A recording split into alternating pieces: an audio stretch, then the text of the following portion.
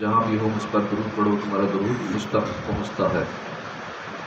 صلو علی الحبیب صلی اللہ تعالی علی محمد صلی اللہ علیہ وآلہ وسلم۔ اعتکاف کی نیت بھی کر لیں، کیونکہ مسجد میں ویسے بھی جب آئے تو اعتکاف کر لینا چاہیے، اور جب کوئی چیز کھانی ہو تو پھر تو لازمی ہے اعتکاف کی نیت میں ہونا، کیونکہ مسجد میں کھانا پینا سونا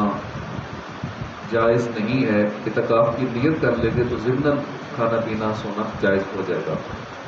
اور صرف نیت کھانے پینے کے لیے نہ ہو، اللہ کے ذکر کی نیت سے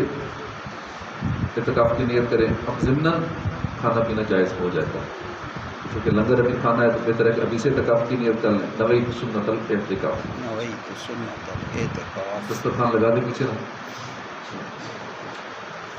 حضرت عبداللہ بن عباس رضی اللہ تعالیٰ عنہ سے روایت کی گئی کہ ایک حدیث پاک میں ہے کہ اگر مشرکین نے اس مبارک پتھر یعنی مقام ابراہیم کو ہاتھ نہ لگائے ہوتے تو جو بھی مریض اسے چھوتا اللہ پاک اسے شفا عطا فرما دیتا تھا۔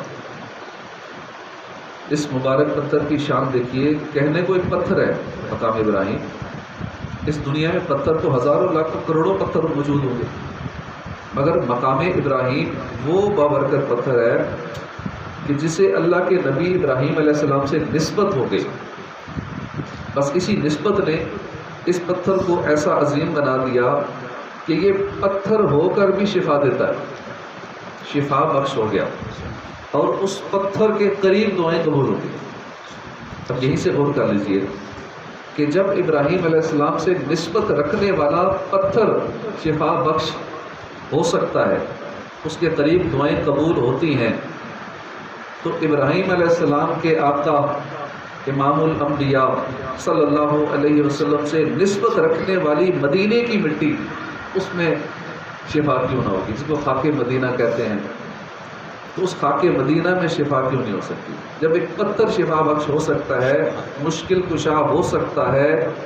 تو امام الانبیاء کا کلمہ پڑھنے والے اشرف المخلوقات انسان، بہت برگزیدہ بندے یعنی اولیاء کرام، یہ کیوں شفا بخش نہیں ہو سکتے؟ جب ایک پتھر کو چھونے سے شفا مل سکتی ہے تو غوث پاک کے دم فرمانے سے، داتا حضور کے ہاتھ لگانے سے، خواجہ حضور کے کرم فرمانے سے، اعلیٰ حضرت جیسے عظیم ولی اللہ کی نگاہوں سے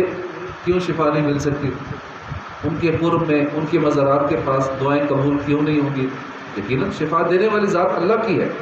دعائیں اللہ ہی سنتا ہے، قبول فرماتا ہے، مگر جیسے یہ پتھر یعنی مقام ابراہیم شفا کا ذریعہ ہے، قبولیت کا وسیلہ ہے، تو یوں ہی صحابہ کرام، اولیاء کرام اور ان کے تبرکات بھی شفا ملنے، مشکلات ٹلنے، دعائیں قبول ہونے کا وسیلہ ہے۔ مولانا حسن رضا خان رحمۃ اللہ علیہ پیارے آقا کی شان بیان کرتے ہوئے لکھتے ہیں، جنوں انسان و ملک کو ہے بھروسہ تیرا، سرورا مرجے کل ہے درے والا تیرا، اچھے اچھے ہیں تیرے در کی گدائی کرتے، اونچے اونچوں میں بٹا کرتا ہے صدقہ تیرا، بھیک بے مانگے فقیروں کو جہاں ملتی ہو، دو عالم میں وہ دروازہ ہے کس کا تیرا۔ سبحان اللہ۔ تو اللہ پاک نے مقام ابراہیم کو مصلی بنانے کا حکم دیا، اس کا مطلب یہ ہے کہ نماز ایسی جگہ کھڑے ہو کر پڑھو جہاں سے مقام ابراہیم تمہارے اور کعبہ شریف کے درمیان میں رہے۔ حضرت عبداللہ بن عمر فرماتے ہیں کہ سجدہ کرنے کے لیے دو جگہ بہترین ہیں، مقام ابراہیم کے پیچھے کی جگہ یعنی امام کے، اور دوسری ہے امام کے سیدھے طرف کی جگہ۔ اب یہاں غور فرمائیے، جس انداز پر اللہ پاک نے مقام ابراہیم کو مصلی بنانے کا حکم دیا، کیا کوئی تصور کر سکتا ہے کہ مقام ابراہیم بالکل سامنے ہو اور بندہ اس کی طرف رخ کر کے نماز پڑھ رہا ہو اور اس کے دل میں مقام ابراہیم کی نفرت بھی موجود ہو؟ نہیں، ہرگز نہیں ہو سکتا۔ بندہ جب بھی مقام ابراہیم کی طرف رخ کر کے نماز پڑھے گا، یقیناً اس کے دل میں اس کی پتھر کی تعظیم بھی ہوگی، کیونکہ اس کی طرف رخ کر کے نماز پڑھ رہا ہے تو اس لیے پڑھ رہا ہے مقام ابراہیم کے قریب کہ اس پتھر کی کوئی اہمیت ہے، کوئی ویلی ہے، اس کی تعظیم کے طور پہ اس کی طرف منہ کیا ہوا ہے کہ سامنے قبلہ بھی ہے اور بیچ میں مقام ابراہیم بھی ہے۔ یہ سمجھنے کی بات ہے۔ عین حالت نماز میں ایک پتھر کی تعظیم دل میں موجود ہو تو نماز میں کوئی کمی نہیں آتی، بلکہ فرمایا گیا کہ سجدہ کرنے کی بہترین جگہ ہی یہی ہے کہ آدمی نماز پڑھ رہا ہو، مقام ابراہیم سامنے ہو، بندہ رب کے حضور سجدہ کر رہا ہو، یعنی حضرت ابراہیم علیہ السلام سے نسبت رکھنے والے اس پتھر کی تعظیم دل میں ہو تو نماز ناقص نہیں ہے، نماز کامل ہو جاتی ہے۔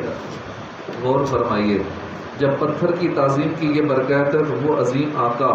مکی مدنی مصطفیٰ صلی اللہ علیہ وسلم جن کے حضور پتھر سلامیاں پیش کرتے تھے، جن کی تعظیم کے لیے کعبہ جھکتا تھا،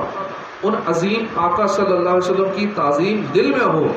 تو بھلا پھر نماز میں کیوں کر خلل آئے گا؟ یقیناً وہ نماز بہت کامل نماز ہے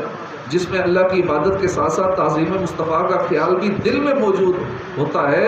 وہ کامل نماز ہے۔ لیکن بد مذہب کیا کہتے ہیں کہ حضور کا خیال آ جائے نماز نہیں ہوتی،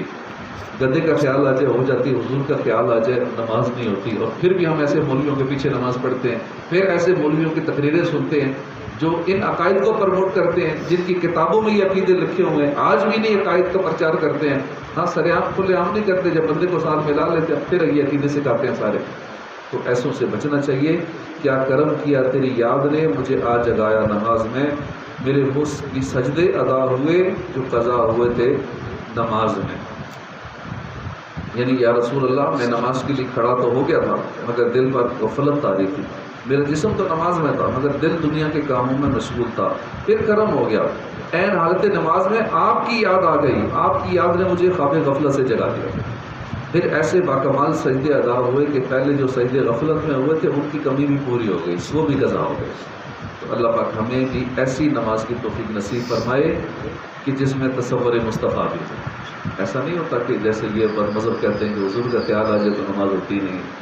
تو وہ نماز کامل ہوتی ہے۔ تو ہمیں حکم دیا گیا کہ مقام ابراہیم کو اپنا مصلی بنائیں۔ اللہ پاک توفیق بخشے، مکہ حاضری کی سعادت نصیب فرمائے۔ ضرور کوشش کرنی چاہیے کہ مقام ابراہیم کے پیچھے جگہ مل جائے، اور زیادہ نہیں تو کم از کم 2 رکعتیں ہی پڑھنا یہاں نصیب ہو جائے۔ طواف کے جو 2 نفل ہوتے ہیں، اس کے علاوہ کوئی بھی نماز مقام ابراہیم کے پیچھے ادا کرنا تو یوں کھڑے ہونا کہ مقام ابراہیم بالکل سامنے ہو،